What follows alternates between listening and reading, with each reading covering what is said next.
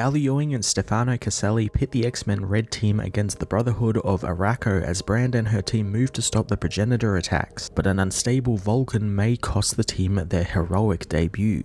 Al Ewing gives us a look at Brand's side of the sprawling story this issue as she sets up her X-Men Red Team and lets them in on a few of her nefarious plots that she has planned. I like the idea of her setting up an X-Men team not to be some protective force for Arakko, but to help fuel the anti-Krakoa sentiments a lot of Arakkai feel, and what better way to do this than to give a mentally unstable Vulcan the lead on this X-Men team and make him try and instill his will over the Arakkai. It's honestly a pretty genius plan, and it was great seeing it begin to take shape here. With Manifold gone, I'm intrigued to see what's going to happen with the team now, being that not only was he kind of the moral compass of the team, the one kind of keeping them on the straight and narrow, he is the only one who knows what Brand did to Henry Gyrich, so I'm intrigued to see if she tries to tie up any loose ends and try and kill Manifold, or maybe frame him for Gyrich's murder, which would go against the Krakoan rules, so I'm intrigued to see what's going to happen there, since he was a great addition to the team and I'm going to miss having him around.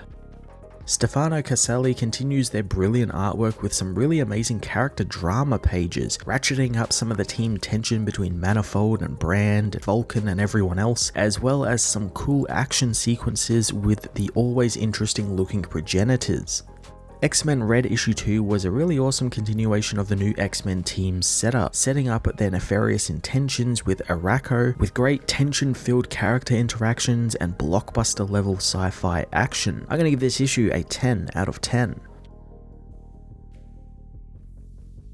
X-Men Red Issue 2 finds Vulcan thinking about the alien beings who had him captured, thinking about how broken and twisted he is and how they'll release him back to his home, where they'll see him as reborn and healthy, but he'll just be a shell of his former self. He's stirred from his dreams by his brother Cyclops as Sway and Petra ask if he wants another margarita. Vulcan tells his brother that he needs the margaritas to keep the fire down, especially if he has to talk with Xavier, who is also there with Scott, as his brother reveals that it's about the waiting room that Wanda made for the mutant afterlife and how it's given them a way to reach the dead mutants before Cerebro allowed them to be resurrected, meaning mutants like Thunderbird or Petra and Sway can come back. Vulcan knows that the women are actually right there in the room as he realizes that none of that is true, and the women offer him another margarita as Xavier says that he wants to reach into Vulcan's mind and help him, but Vulcan panics, telling him to get out of his mind as he blasts his way out of the summer house. In the present on Sword Station 2, Brand meets Vulcan, who knows the mutants have already forgotten about him despite what he carved across the stars. Brand remembers though, knowing that they have some mutual interest right now that he's not currently welcome at the summer house or on Krakoa. Because of it, he's just been on Mars trolling the diplomatic zone trying to start trouble. She knows he needs something to keep himself busy, and being part of Sword is that thing. Brand introduces him to the X-Men Red Team of Mentallo, Frenzy, Random, Manifold, and their field leader Cable. Vulcan doesn't like taking orders from his nephew, and because he was the leader of a literal empire, as Frenzy thinks that this sounds like a wonderful team player, upset that she was pulled off of diplomatic work. Brand reassures her that this is diplomatic work as it's strengthening Krakoa and Arakko relationships, and the Arakkai need a sword team watching over them. Manifold asks why, since Arakko has its own culture and government, so where do the X-Men fit into that, since this is the Arakkai's planet, not the Krakoans? Brand tells him that most of the planet is just a diplomatic zone and Mars is still in the Sol system no matter how much the Arakkai think it's not. Manifold isn't interested in joining the team, quitting and thinking that he'll go be an Avenger again. Brand thinks that that's drastic since he was technically second in command, but Manifold wonders if he was, questioning what happened to Henry Gyrich. Brand says that he committed suicide by throwing himself out an airlock and she couldn't save him though, but she knows Manifold could have, but he was busy at that point. Manifold knows that he was busy catching a space station which at the time was being thrown at his homeland after one of Brand's plans went awry. He knows that it was rather convenient that that happened at that point, but she can't fool him again. Manifold leaves, so Brand asks if Cable can take over his transportation duties, and he can. Brand also hypothetically says that if she did push Gyrich from the airlock, she wonders if anyone has a problem with it, but none of the rest of the team do. Brand gets to task, telling them that WizKid is mining Station 1 so they can look after Arakko with undivided attention, but soon a problem comes up, causing the team to respond to an attack by the Progenitors on Mars. Brand fills the team in on the monstrous space scientists Blast, telling them to watch themselves as Cable attacks one of the Progenitors, which soon spots him, spitting a tentacle at him to begin to harvest his techno-organic arm. Cable, however, knows it wasn't just his arm it took his viral load, meaning without it balancing him, his telekinesis runs out of control. The Progenitor's system begins feeling the virus infected, firing a laser at Cable and killing him. Frenzy contacts Brand and tells her that Cable is dead as an Arakko attacks, but their leader, Horus the Light Shaper, is killed as well. Mentallo knows that these idiots can't stand a chance since they're all artists and poets, but Frenzy knows that he can't expect the Arakko not to try and fight for their home. Brand knows Mentallo is right, asking Vulcan to rescue the citizens and get them to a safe distance, and he has the authority to enforce it if need be. Frenzy doesn't like that and wants to work with the Arakko, but Vulcan takes off, telling the people that the X-Men are there to save them. The Arakko know the soft Krakoan pups are wrong and they will protect their own home. Vulcan doesn't think any of their shacks are a real home, proclaiming himself their emperor and threatening them not to test him. The Arakko, however, do, as the Brotherhood of Arakko arrive, freezing Vulcan with Storm's powers and answering his challenge. The people are grateful for their arrival, especially with the Fisher King being with them, citing him as their actual king. The Fisher King waves it off as just tales told around a campfire, wanting to focus on the Progenitor, which Magneto feels is fighting against his powers. He calls for a distraction, so Fisher King talks with the people of the town, telling them that the villains have come for knowledge, but being that they are all artists and poets, they have a fresh new sight for each eye, telling them to target the Progenitor. The Arakko distract the Progenitor with their various constructs and music as Magneto gets a hold of its head, blasting it high into space and ending the threat. Mentallo is glad he's getting paid not to do anything, asking if the frozen Vulcan is having fun like he is. Enraged, Vulcan blasts out of the ice, ranting about having never died, demanding to know who Storm thinks she is to challenge him. He rushes Aurora, who simply grabs him,